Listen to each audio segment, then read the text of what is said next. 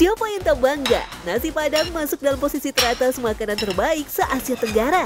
Tak hanya soal rasa, atraksi nyentrik pramusaji khas rumah makan Padang yang unik kian tersohor. Ya, Manatiang Piriang.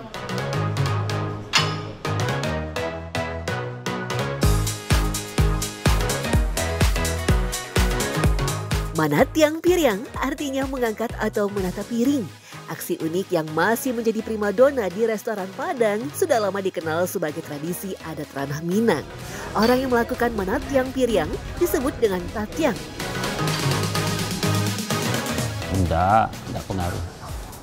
Penting ada tenaga kuat, dia tuh bisa bawa banyak. Cuman kemauan aja, kalau tangan enggak, kekuatan enggak terlalu kuat bisa juga. Menjadi seorang tatiang bukan soal bermodal tangan yang besar dan panjang. Skill dengan kekuatan otot tangan untuk mengangkut puluhan piring bisa dipelajari semua orang. Susahnya yang ngajarin nggak ada kan, kita belajar dari teman ke teman, cuma lihat teman. Ini piringnya berat kan, piringnya besar kan. Nggak ada pelatihan, cuman nengok sama yang udah senior. Itu aja. Untuk mempelajari, rata-rata membutuhkan waktu bulanan hingga tahunan agar menjadi ahli. Namun berbeda bagi Sulfan dan Darwis, kedua tatiang yang hanya butuh waktu kurang dari 1 minggu. Meski terdengar singkat, namun pengalaman piring jatuh hingga pecah juga pernah terjadi. Ya itu biasa lah. Kalau ndak jatuh, kan sebenarnya bagus jatuh. Kan kalau jatuh kan takut nanti bagaimana, hati-hati kan. Dulu pernah sampai jatuh berserakan, kalau enggak cari meja yang kosong cepat dibongkar lagi kan, ulang nyusunnya lagi. Sulfan yang sudah 14 tahun menjadi tatiang punya skill membawa 25 piring ukuran sedang sekaligus. Hebatnya lagi, Sulfan juga mampu mengangkat tumpukan 30 piring yang berukuran kecil. Nah, kunci dan rahasia mengangkat piring hanya satu pondasinya, yaitu menaruh 3 piring pertama pada sela-sela jari tangan kanan senyaman mungkin. Jika pondasi sudah kokoh, barulah menata piring yang lain.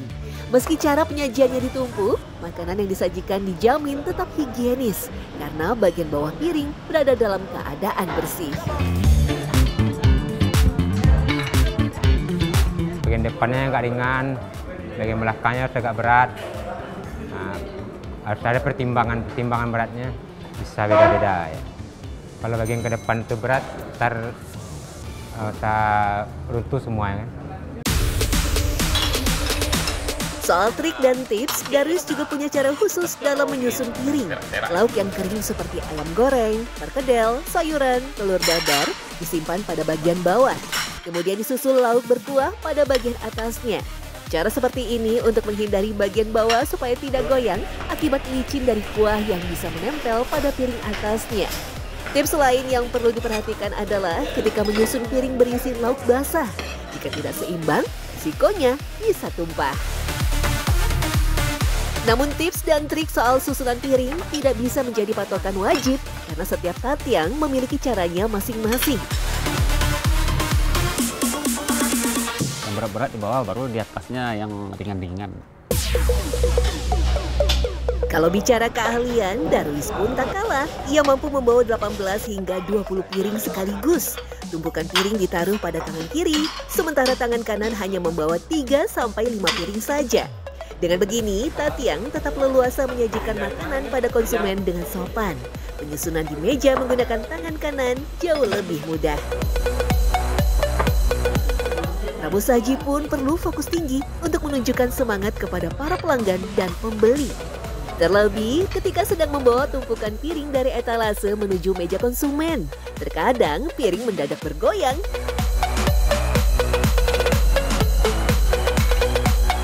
Tengok posisinya. Kalau tidak bisa dikendalikan, tengok jalan kita dekat meja, tumpahkan aja di meja. Kalau di lantai kan pecah semua. Di balik kemampuan para tatiang, jenis piring yang dibawa ternyata juga menentukan keberhasilan. Ada 2 ukuran piring yang bisa digunakan untuk Manatiang, yaitu piring kecil dan sedang.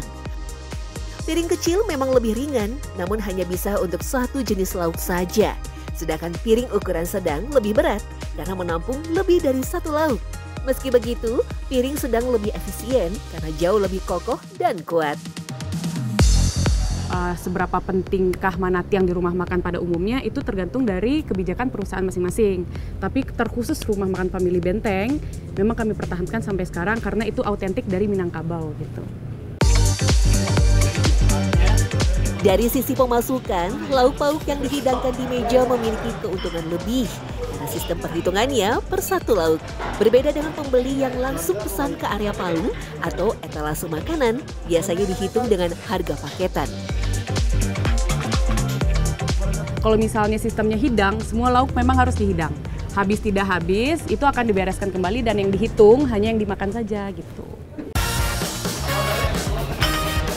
Mana tiang piring bukanlah sekedar atraksi untuk menarik perhatian konsumen saja, namun sudah menjadi tradisi adat orang Minang ketika ada acara syukuran, pernikahan, dan acara adat lainnya. Dari tradisi ini secara tidak langsung, mereka memang sudah terlatih untuk menyajikan makanan.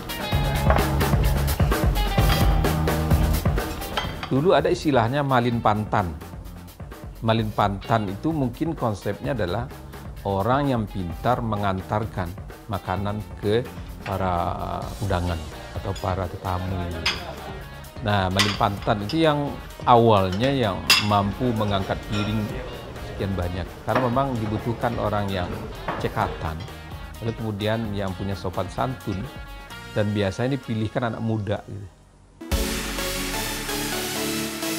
Selain mana tiang piring, di rumah makan Padang juga punya palung atau area etalase makanan.